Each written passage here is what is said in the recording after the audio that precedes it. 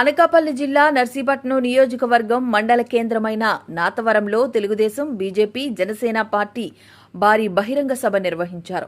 ఈ సందర్భంగా సభకు విచ్చేసిన కార్యకర్తలను ఉద్దేశించి అనకాపల్లి పార్లమెంట్ అభ్యర్థి సీఎం రమేష్ మాట్లాడుతూ నర్సీపట్నం నియోజకవర్గంలో పోటీ చేస్తున్న అయ్యన్న పాత్రుడుకు సైకిల్ గుర్తుపై ఓటు వేసి భారీ మెజారిటీతో గెలిపించాలని కోరారు.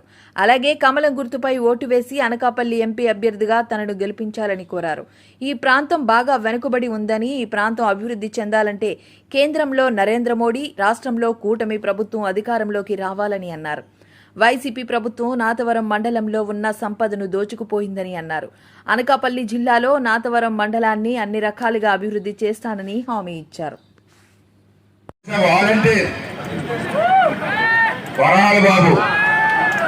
ఆ పదవి రాజీనామా ఇచ్చి నేను తెలుగుదేశం పార్టీలో పనిచేస్తాను అని చెప్పి రావడం జరిగింది. వారికి కూడా మీరు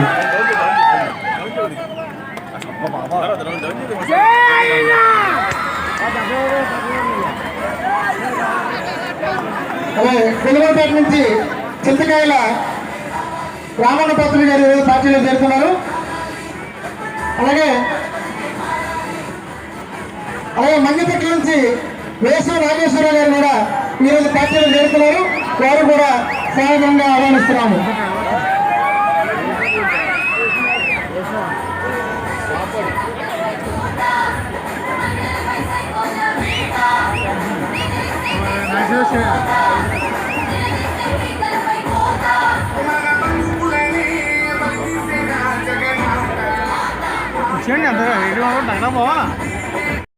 ముఖ్యమంత్రి మనం ఓటు వేయాలా అని అడుగుతున్నాను. సిపిఎస్ వద్దన్నాడు. 60 లక్షల ఉద్యోగస్తుల్ని మోసం చేశాడు. అటువంటి మోసగారికి ఓటు వేయాలా అని అడుగుతాం మిమ్మల్ని. మన పిల్లలందరూ బ్రహ్మాండం చదువుకున్నారు. వాళ్ళకి నేను ముఖ్యమంత్రిని అయితే ప్రతి సంక్రాంతికి జాబ్ క్యాలెండర్ ఇస్తాడు, ఉద్యోగాలు ఇస్తాడు. తమ్ముళ్ళు ఎవరికైనా ఇచ్చాడా అడుగుతున్నా? మరి మాట తప్పలేదా? మనం తిప్పలేదా? ఆఖరి పోలీసులు దాచుకున్న ప్రావిడెంట్ ఫండ్ కూడా వాడేశాడు. అంత దుర్మార్గుడి జాతకాని ముఖ్యమంత్రి. అంతేకాదు ఈవేళ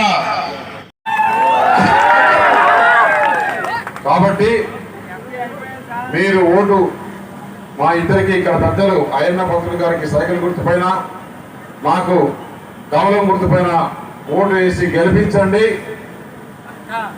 మీకు ఇక్కడ పరిశ్రమలు కానీ, మహిళలకు ఉపాధి కానీ, యువతకి ఉద్యోగ అవకాశాలు కానీ, మిగతా ఏమేమి పనులు పెండింగ్ ఉన్నాయో అవన్నీ చేస్తాం.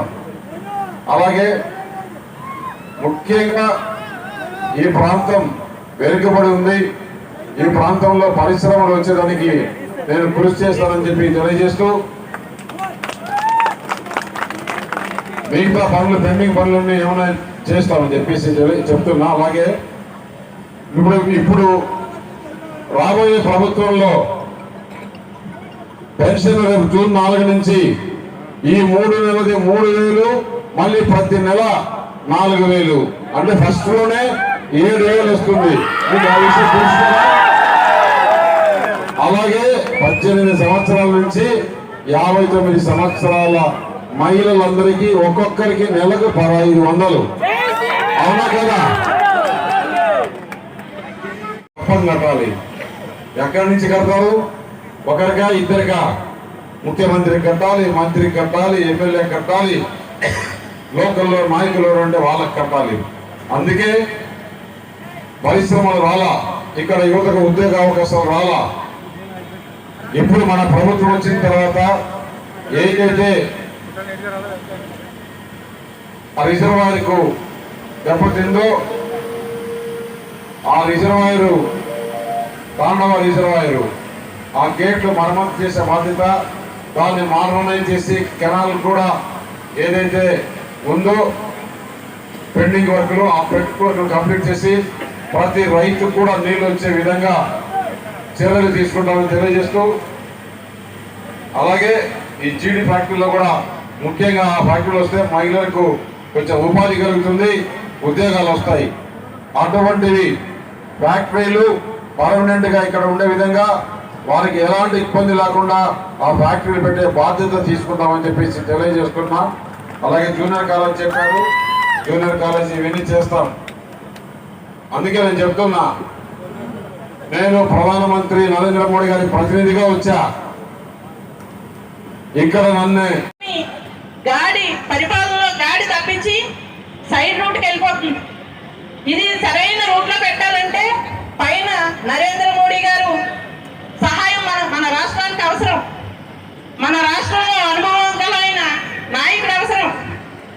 అలాగే చాలా యువతకి ఒక దిక్సూచి ఎవరు? పవన్ కళ్యాణ్ గారు. ఆయన సపోర్ట్ మనకు అవసరం. ఈ ముగ్గురు సపోర్ట్ తోటి ఈవేళ మన రాష్ట్రం బాగుండాలని కోరుకుతోటే మీ ప్రజల అభివృద్ధిని కోరుకునే ఈ ముగ్గురు ఒకటయ్యారు. మరి ఈ ముగ్గురిని దృష్టిలో పెట్టుకొని మన సీఎం రమేష్ గారికి కమలం పైన, అలాగే అయ్యన్న పాత్రుడి గారికి సైకిల్ పైన ఓటేసి అత్యధిక మెజార్టీతో గెలిపి